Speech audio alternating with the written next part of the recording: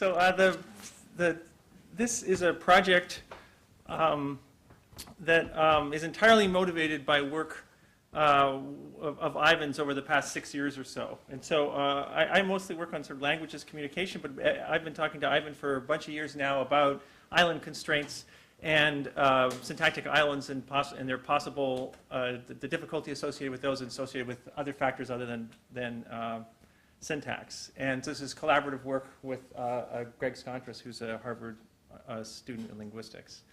And so this is an old topic you guys are all familiar with. It's like what makes a long distance extraction hard or sound bad. And so examples like who did you criticize votes for the impeachment of, or who did Emma doubt the report that we had captured. And in Ivan gesture speak, so the question is, what makes it hard to extract a WH filler from way down here to way up here? Okay, and and of course Ivan, and there's a long history here of hypotheses in this area going back to Ross and Chomsky, and there's a purely syntactic concept of subjacency, talking about the number of nodes you have to cross and thinking of maybe crossing more than two kinds of certain kinds of nodes is bad. But then it's also been known that there's many exceptions to that, and it seems like other factors like world knowledge or plausibility and working memory demands affect the extraction difficulty. So this example is due to Dean, 1991. So who did you obtain votes for the impeachment of is much better than who did you criticize votes for the impeachment of. So just the switch in the verb to obtain makes sense. Then you get the same syntactic configuration and it's not bad. Do you really want to say that to is ungrammatical? Probably not. Meaning impossible seems like a pretty good way to say the thing you want to say there. And so then the question becomes, can islands, these syntactic islands, be explained by not just syntax, but maybe other factors as well? So this is Ivan's question for, well, not just Ivan's, but so starting with Dean and Robert Klunder and Ivan and Philip Hofmeister and Laura Stoneman, people have been working on this for the last few years. And so what they want to say is there's just no principle in the grammar, there's no syntactic principle that blocks extractions from long-distance sites, and so as opposed to the subjacency account.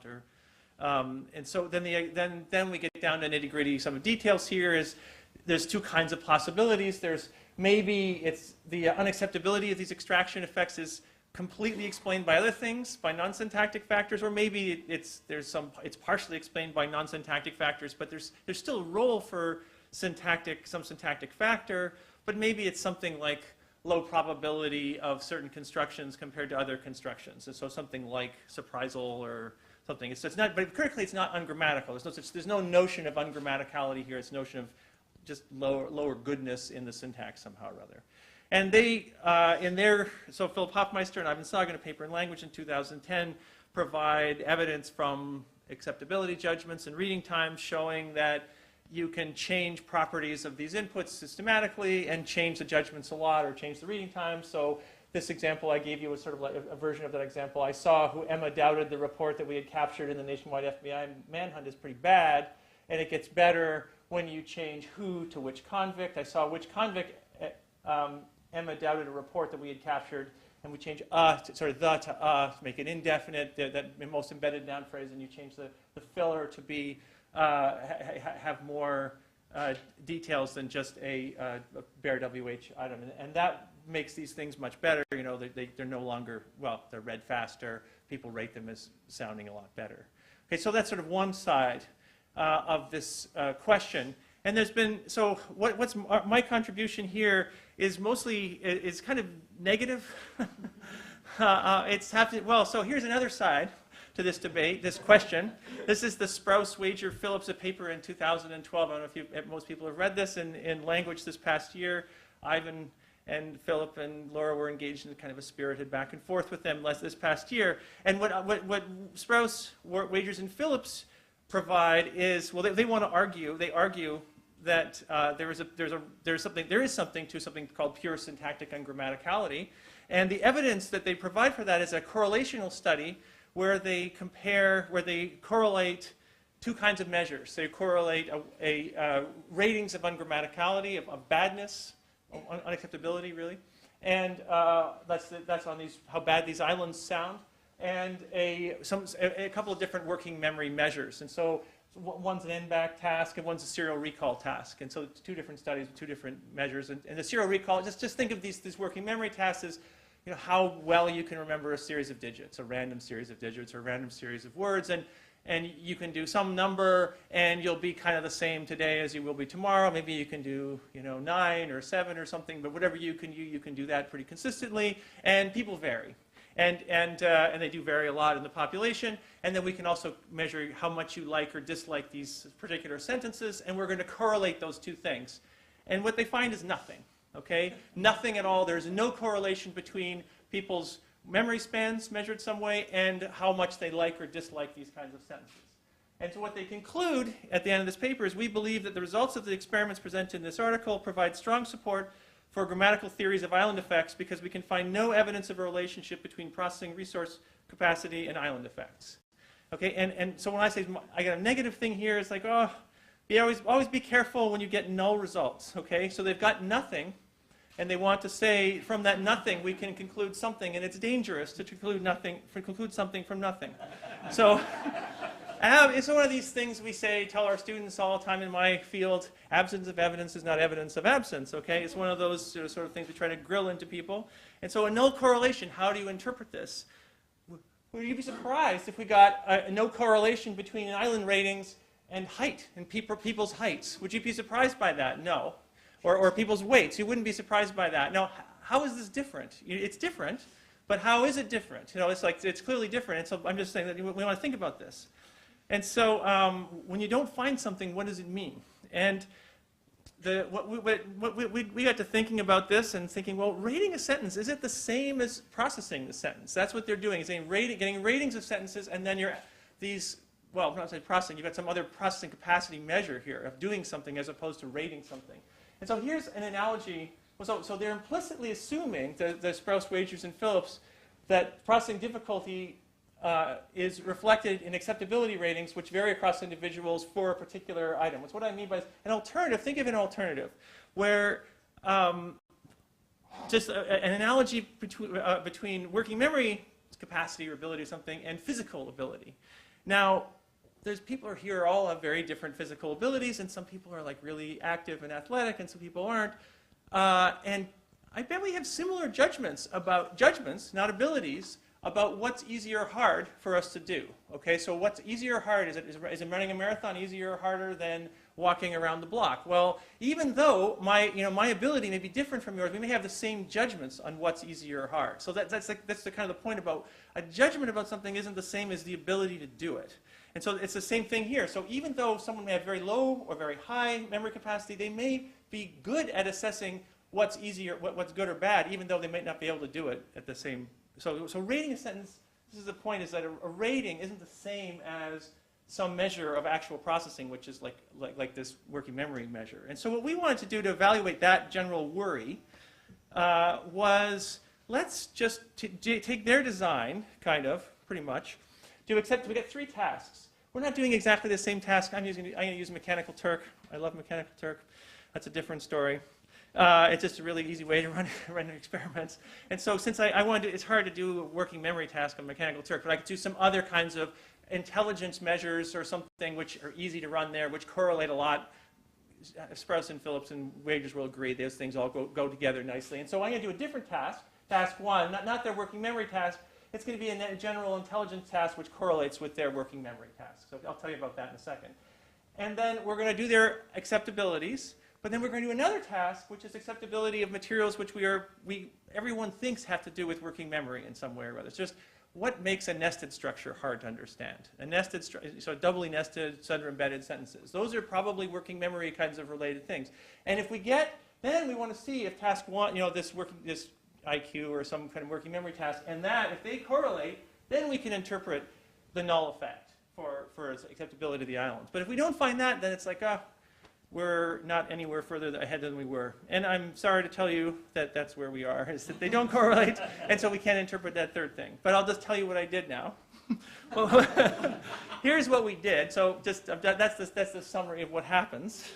So the task that we did was, I told you, nested structures are hard. Well, we give it a task of just, this is a really easy task to run, robust task, and easy to get measure of people's working memory, but also IQ, is having people complete complicated sentences. So a sentence like, the manuscript that the student found was 200 pages long. It's just one nested. It's not too bad. I mean, it's still relative clause, but it's kind of hard, but much harder. The manuscript that the student who the dog bit found was 200 pages long as a whole, lot worse, and compared to some non-nested structure. And so what we do, the task is a bunch of preambles.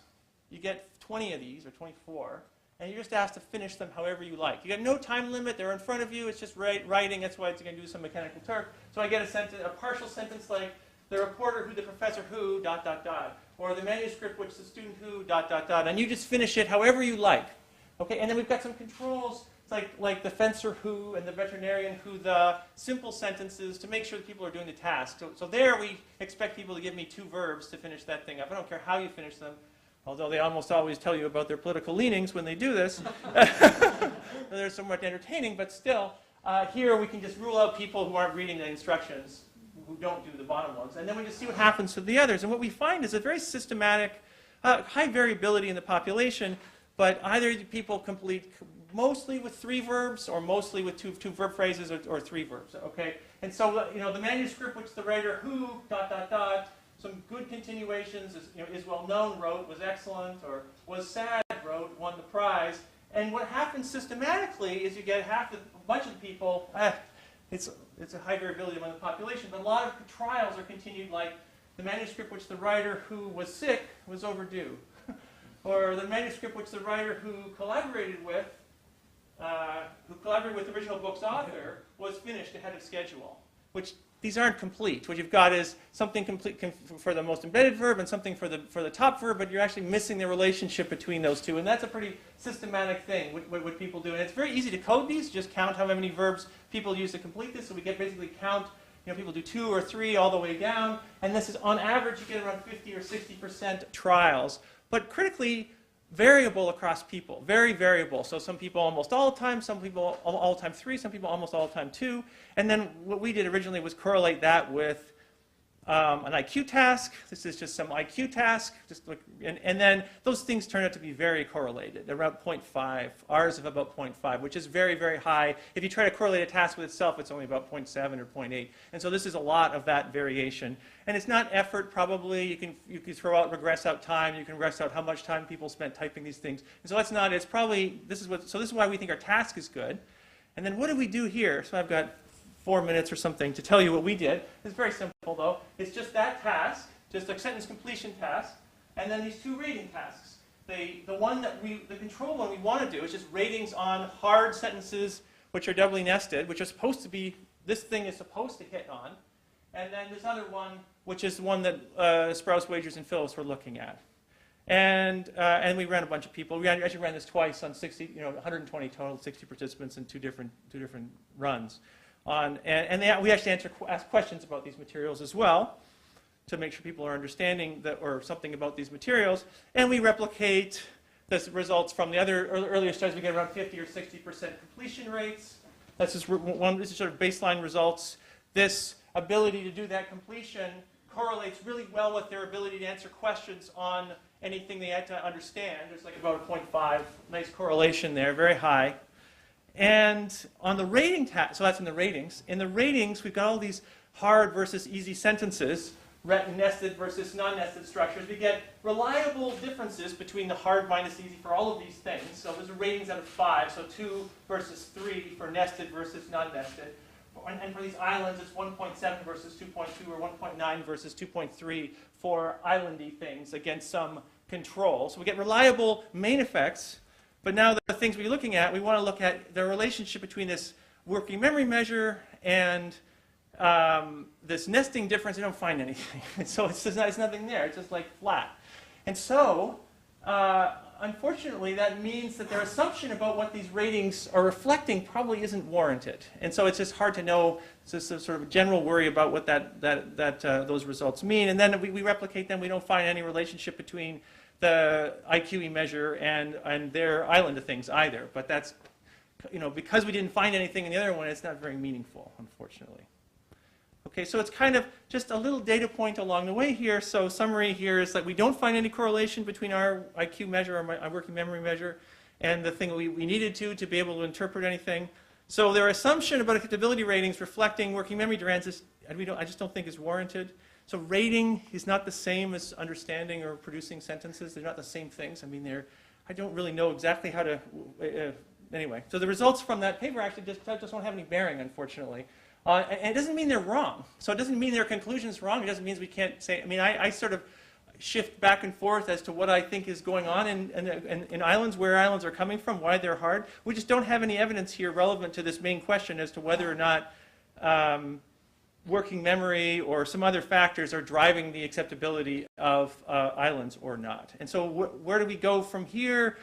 It's just something to look at, just as sort of like what I'm working on now is, well, in this area here, is trying to, just something you notice when you look at the ratings of these things, even these our control versions here for these nested, not for the nested ones, which are the right branching, but the controls for the islands are pretty bad. So they're kind of the better versions of these pronoun dependency sentences. The things that these things are trying to say are weird. So the neighbor wonders what you sneeze if the dog owner leaves open at night. And so even if you don't have a WH extraction out of there, so the neighbor wonders what the thing is, such that you sneeze if the dog owner leaves that thing open at night. I'm like, that's a weird event, so that's the control. Sure, it's worse with the WH extraction, but it's weird. And so I wonder about sort of moving towards this Arctic shear and Goldberg sort of way of island extraction and implausible information structure. Maybe many of these islands, anyways, aren't perfectly fine thoughts at all. Maybe their discourse structure is somehow malformed, and maybe that looks like, but I don't have hard results along that line. We're just starting to work on trying to look at some of these islands and figure if that's plausible. And so I am finished, and here's my acknowledgement. Greg Scondras, my co-author, and Richard Futrell and Adele Goldberg are working on that last stuff, and Ev has helped me a lot along the way to give me comments on various things. Actually, it was her idea, that analogy between physical ability and mental ability. And then Colin Phillips, I engaged with a healthy discussion at the CUNY conference about this for 2 hours straight at a poster session. We had this same conversation with about 30 people watching over and over and over. Very exhausting. And then also Ivan, for his motivation for doing the studies. So I'm done.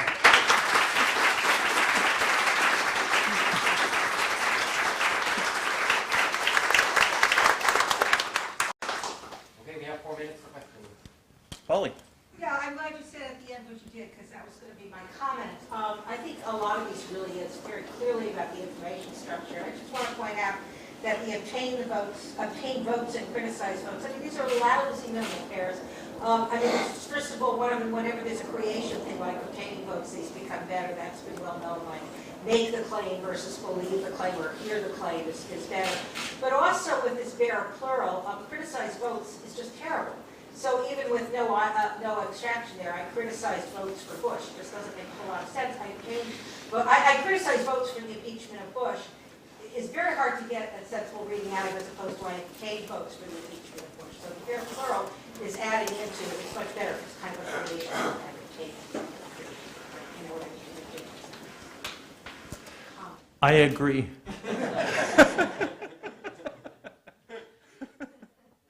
Sorry, I do agree.